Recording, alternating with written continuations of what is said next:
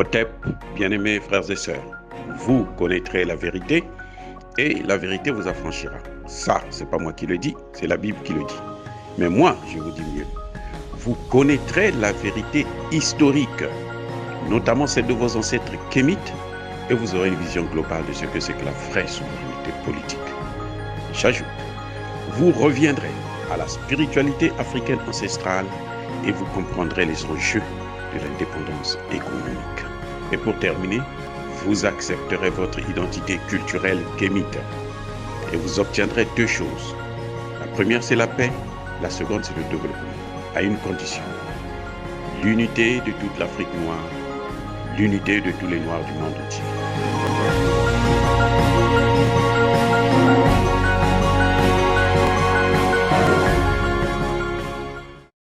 Otep à tous, bienvenue sur la chaîne des panafricanistes, par essence, par conviction et par excellence.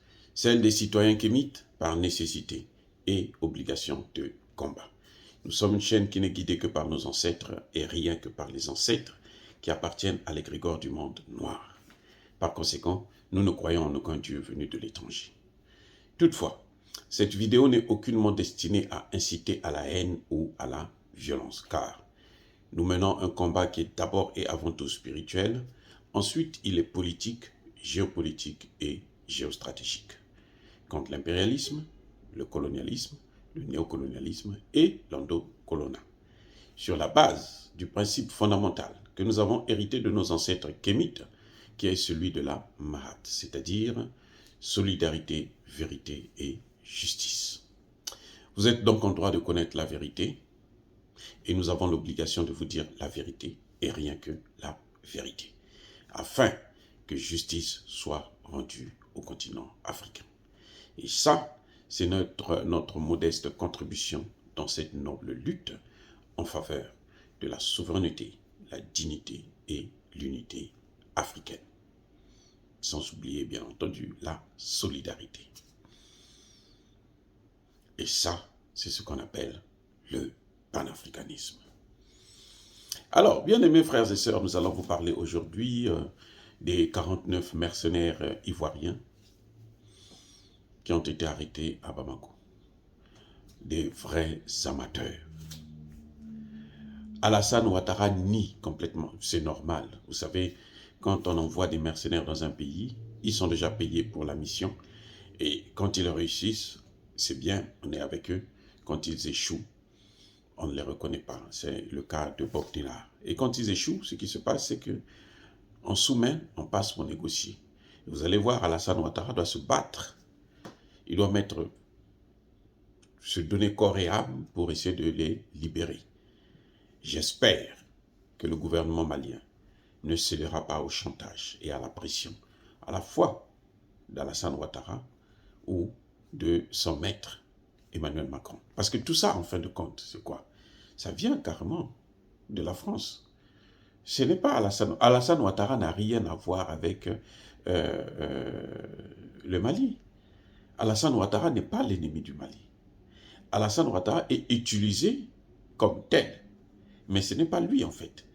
Ce n'est pas lui qui tire les profits. Lui ne gagne rien en détruisant le Mali.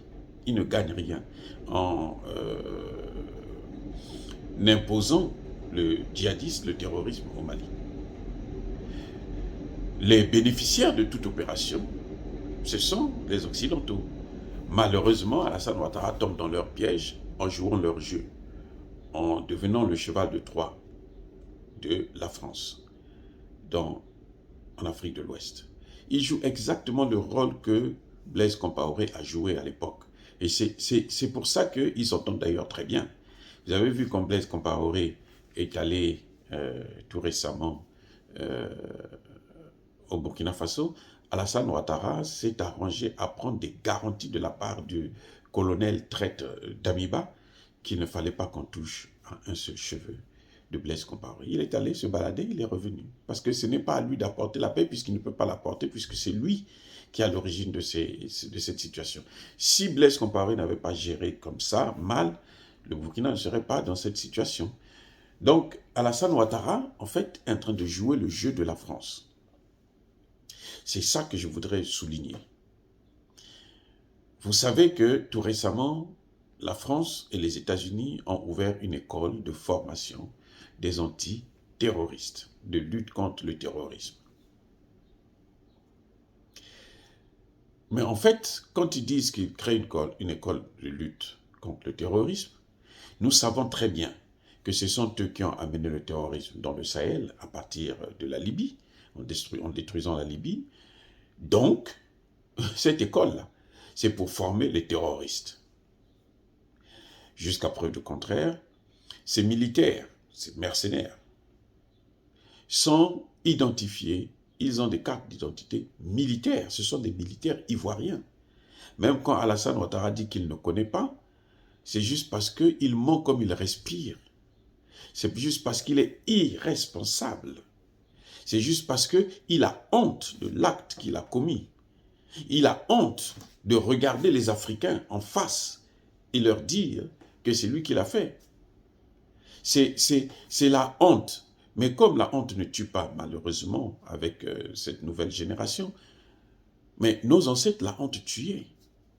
Là, Alassane Ouattara devait même se suicider. Parce que c'est une honte pour son pays. Il envoie 2 avions avec des militaires et des armes de guerre, des armes lourdes, pour venir faire un coup d'État au Burkina Faso. La France aura tout fait. Mais elle n'arrêtera pas. Et c'est pour ça que je voulais attirer l'attention des dirigeants maliens. Elle n'arrêtera pas. Que ce soit en Centrafrique, que ce soit au Mali, que ce soit dans aucun pays de l'Afrique francophone surtout. La France sera toujours là pour nuire, pour commettre des coups d'État.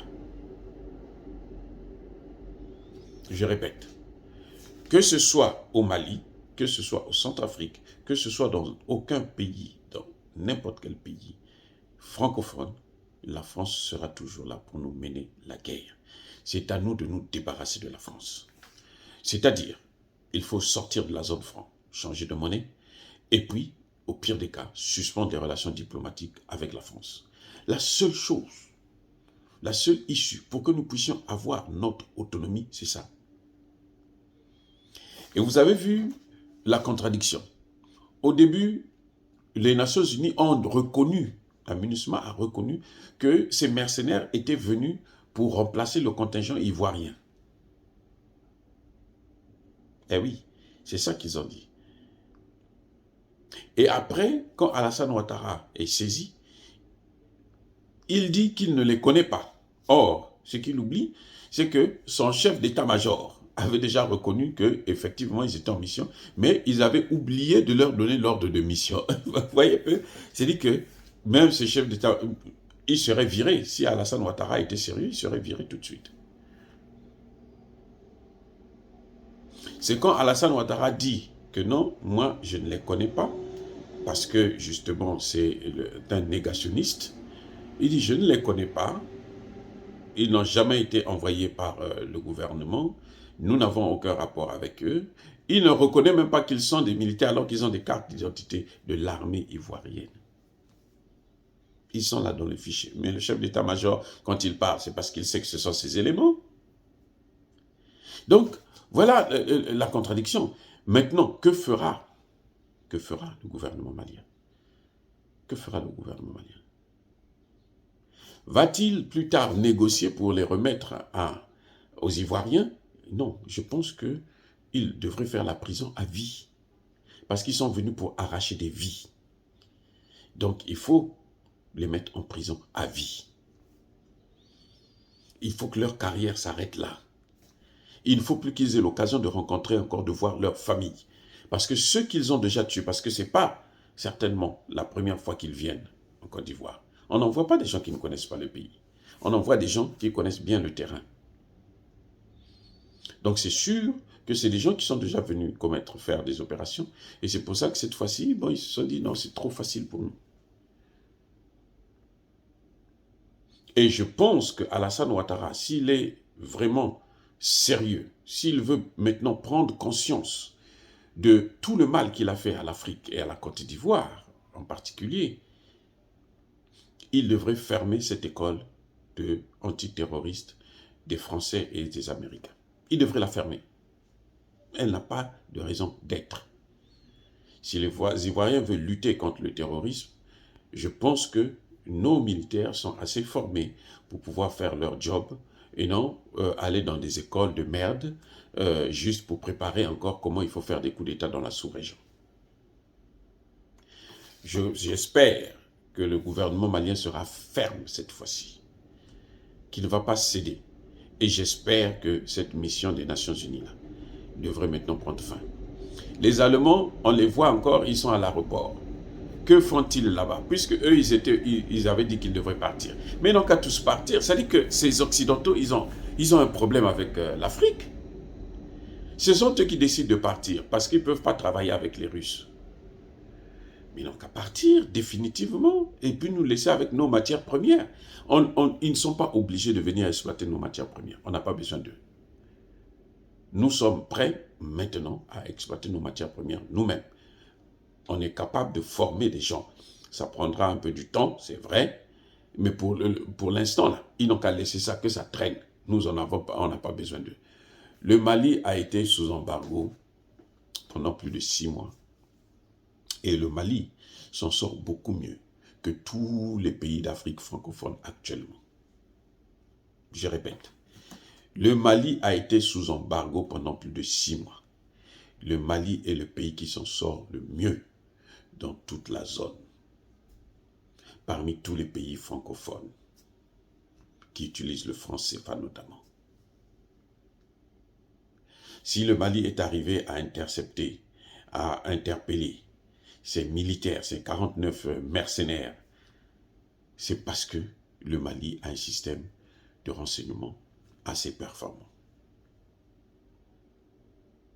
Donc, bien-aimés frères et sœurs, est-ce que dire cela, c'est inciter à la haine ou à la violence? Non.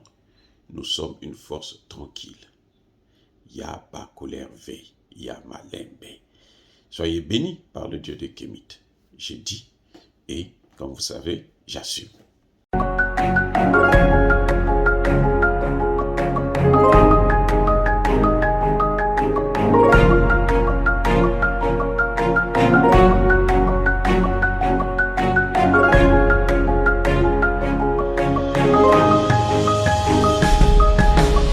Eux, ils marchent par la foi et non par la vue.